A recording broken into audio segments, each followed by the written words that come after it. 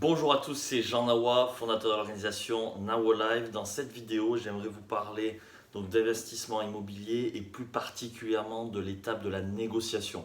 C'est une étape vraiment clé dans l'investissement immobilier, c'est ce qui va entre autres déterminer la réussite de votre investissement. Et donc dans cette vidéo, je vais je vais vous donner un exemple très concret comment j'ai fait gagner 25 000 euros à un de mes participants juste avec un message, juste avec une négociation bien menée. Mais avant de commencer, n'hésite pas à t'abonner à la chaîne YouTube, à ma page Facebook, à ma page Instagram, de façon à vraiment suivre les vidéos, le contenu que je peux publier sur les différents réseaux. Et notamment, donc la chaîne YouTube, tu peux t'abonner juste au-dessus. Donc on va rentrer dans le vif du sujet. Alors pour mener un bon investissement immobilier, il y a plusieurs étapes. Il y a le sourcing, comment trouver une bonne affaire. Il y a ensuite le closing, donc bien négocier une bonne affaire. On va rentrer dans les détails là-dedans de suite juste dans cette vidéo. Donc le sourcing, le closing. Il va y avoir ensuite l'étape du financement, comment justement trouver l'emprunt nécessaire. Il va y avoir ensuite l'étape du montage juridique. Il va y avoir le côté fiscal, juridique, c'est aussi le droit notarial, le côté fiscal, le côté, qu'on appelle ça, conception, aménagement du lieu, le côté marketing du lieu, le côté gestion locative et enfin la revente. Donc il y a plusieurs étapes, je rentre beaucoup plus dans les détails dans la formation. Donc si tu veux en savoir plus, tu peux t'abonner gratuitement à la formation ci-dessous, le lien est juste en dessous. Et donc ça comprend sourcing, closing, financement, montage juridique et notamment le droit notarial, la fiscalité, la conception, l'aménagement du lieu, les travaux, le marketing du bien, la gestion locative et la revente. Donc voilà un petit peu un panel large pour vraiment réussir son investissement immobilier. Et donc dans cette vidéo, je vais rentrer spécifiquement sur l'aspect closing, sur l'aspect négociation, en vous citant un exemple. Donc comment j'ai pu faire gagner 25 000 euros à un de mes participants de formation, simplement avec l'aspect négociation et très rapide. C'était un message qu'on a envoyé ensemble et qui a fait baisser le prix de 25 000 euros. Donc voilà, le premier élément qui est important, c'est que le bien a été à la vente, puis est revenu à la vente. Et donc ça me fait dire que entre ces deux moments, entre ces deux publications sur Le Bon Coin, il y a certainement eu une mauvaise expérience de la part du vendeur. Il a certainement trouvé un acquéreur qui lui avait fait une offre et avec laquelle, avec cette personne-là, ils ont certainement signé un compromis. Et puis la personne n'a pas eu le financement et donc le bien est revenu à la vente. Ce qui fait que le vendeur a perdu du temps, ce qui ne va pas le mettre en bonne disposition. Ça, c'est un premier élément. Donc, ça nous donne une position de force pour pouvoir négocier. De plus, il y avait marqué dans l'annonce comme quoi il y avait une note sur le financement, comme quoi il était réticent vis-à-vis d'un financement avec un emprunt, qui cherchait plutôt un achat comptant. Donc voilà, là encore une fois, on nous a montré que il a certainement eu une mauvaise expérience avec le côté financement. Donc le vendeur, il en a un peu marre, il a vraiment envie de vendre. Et la pire des situations pour un vendeur, c'est quand il est pressé de vendre. Deuxième élément important, c'est que le vendeur n'a pas fait appel à une agence. Donc quand on ne fait pas appel à une agence, il y a une règle qui est assez clé dans la négociation, qui est toujours d'avoir un intermédiaire pour pouvoir négocier. Ça permet vraiment de mettre une certaine distance entre le vendeur et l'acquéreur, et ça joue beaucoup sur le jeu de la négociation. Donc toujours avoir un intermédiaire dans la négo. Là en l'occurrence, il fait le choix de ne pas vouloir faire appel à une agence, et donc il ne maîtrise pas nécessairement le processus de vente, il ne maîtrise pas nécessairement le processus de négociation. Donc là encore une fois, même si ça ne rend pas la tâche facile d'être en direct avec lui, il y a quand même une brèche, il y a quelque chose à travailler parce que lui est certainement moins aguerri que nous sur le côté négociation. Et enfin, le dernier point qui est important, c'est que le vendeur avait une attitude un peu particulière en fait. C'était un vendeur, souvent on le voit quand ils font pas appel à une agence et ils savent tout, ils maîtrisent le processus de vente, ils pensent qu'ils savent tout et du coup ils ont une attitude un petit peu plus hautaine, un peu plus, ils prennent un peu de haut les potentiels acquéreurs. Enfin voilà, il y avait un véritable caractère autour de ce personnage qui vendait et du coup, je pense que beaucoup de potentiels acquéreurs se sont vite arrêtés à ça, se sont vite sentis, ont été vite rebutés parce que justement la personne n'est pas très coopérante, n'est pas très, pendant les visites, pendant les échanges, voilà, va plutôt avoir tendance à défendre toujours son bien plutôt qu'aller dans le sens du potentiel acquéreur. Et donc lorsqu'on maîtrise ça, lorsqu'on voit tout simplement cette attitude-là, eh bien, on est en mesure vraiment d'y répondre et en mesure vraiment de pouvoir aller dans son sens, de pouvoir le rassurer, de pouvoir lui montrer qu'on l'écoute, etc. Tout en ayant la volonté finale de négocier assez fort le prix. Et donc comment ça s'est passé? Donc les trois brèches qu'on a marquées, c'est, la première c'est le bien a été à la vente, il est revenu à la vente, avec la petite note sur le financement. Le deuxième, c'est qu'il n'a pas fait appel à une agence et donc il maîtrise moins les compromis, enfin les processus de vente avec les compromis, avec le financement, avec tout ça. Et le troisième et dernier point, c'est l'attitude un petit peu et ce manque de tact en négociation. Et donc ces trois brèches ont fait que on a pu entamer une négociation d'une certaine manière et on a gagné 25 000 euros sur la négociation de ce bien. Donc comment ça s'est fait?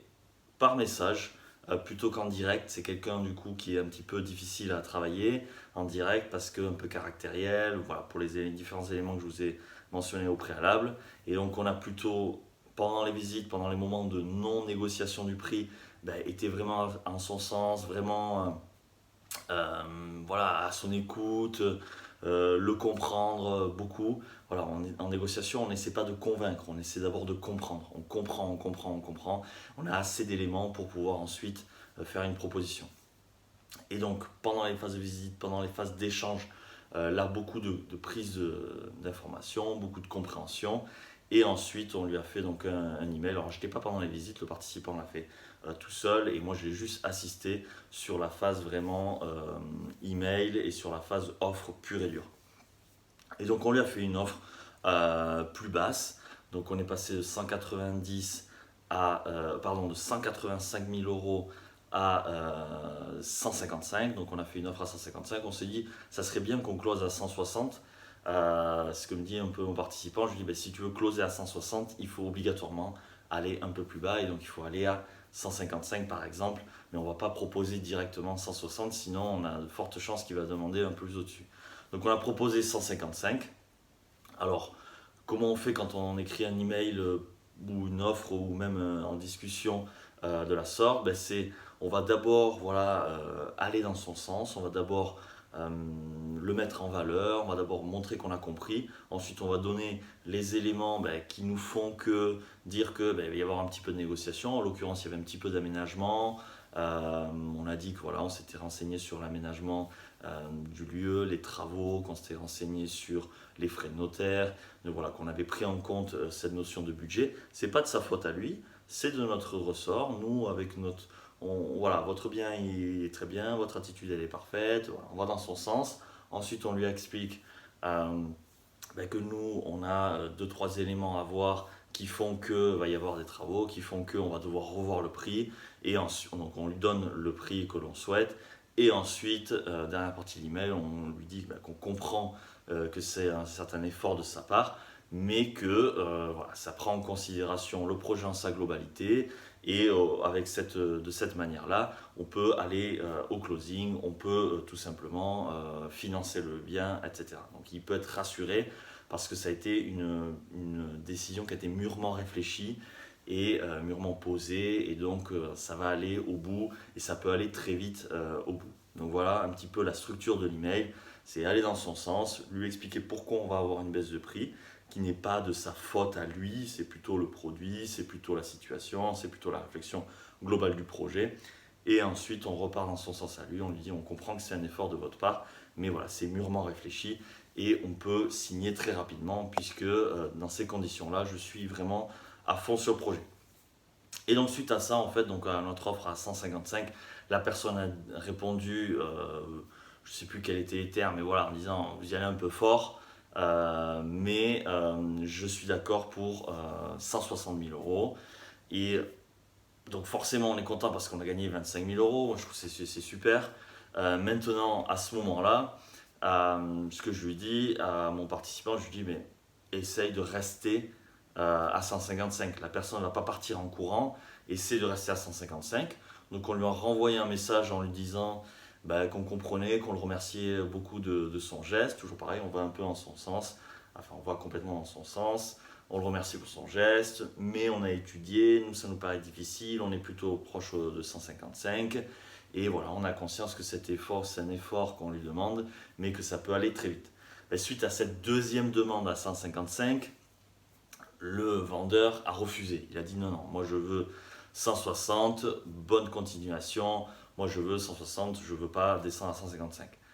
C'est pas grave, on aura essayé, ce que je lui disais, mon participant me dit ah merde, ça n'a pas marché. Je lui dis mais c'est pas grave, on a posé un chiffre, 155, il a refusé, il a gardé 160.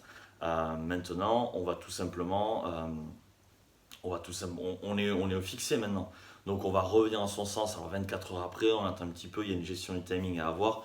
On revient en son sens un peu plus tard, on lui dit écoutez, je comprends votre position, je me suis organisé personnellement pour pouvoir économiser dans les travaux, et ce qui fait que j'accepte votre offre, votre proposition, c'est vous qui me l'avez faite, j'accepte votre proposition à 160 000 euros, et voici les coordonnées de mon notaire de façon à pouvoir enchaîner. Et donc voilà, donc tout simplement avec un ou deux échanges email, on a gagné, enfin le participant, je dis on parce que voilà, j'ai assisté un petit peu lors de cette phase de négo, mais le participant de la formation Nao Live a donc gagné 25 000 euros juste avec ce petit mail. Et c'est vrai que l'immobilier pour ça est un milieu dans lequel qui est particulier, qui est singulier. On peut gagner 25 000 euros en quelques minutes, en quelques échanges comme ça, mais voilà, pour bien y arriver, il faut avoir un petit peu, il faut avoir une méthode, il faut avoir des techniques, il faut avoir des astuces, il faut comprendre, il faut ensuite développer de l'expérience.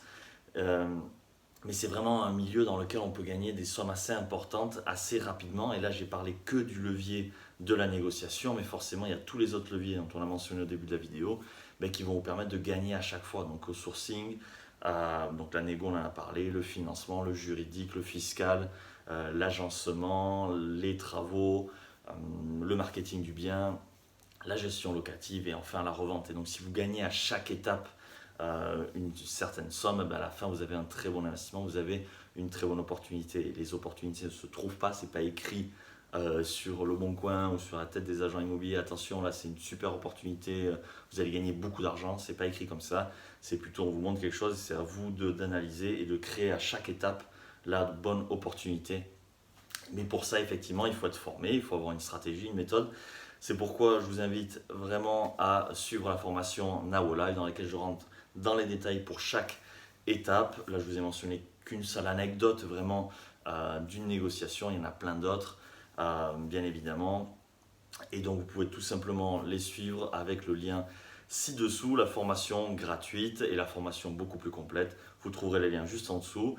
Pour cette vidéo, n'hésite pas à mettre un like, n'hésite pas à mettre des commentaires si tu as des questions, si tu souhaites en savoir plus, si tu souhaites tout simplement mettre des remarques de façon à ce que ça puisse bénéficier à la communauté Nao Live. Donc tout simplement, n'hésite pas à mettre des commentaires et un petit pouce, et n'hésite pas à t'abonner à la chaîne YouTube de façon à être au courant des dernières vidéos. Donc c'était Jean Nawa, fondateur de l'organisation Nao Live. La vie est belle à condition d'être vécue libre. Donc je t'invite à nous rejoindre, à rejoindre la communauté Nao Live qui vit le plus librement possible grâce à l'investissement immobilier.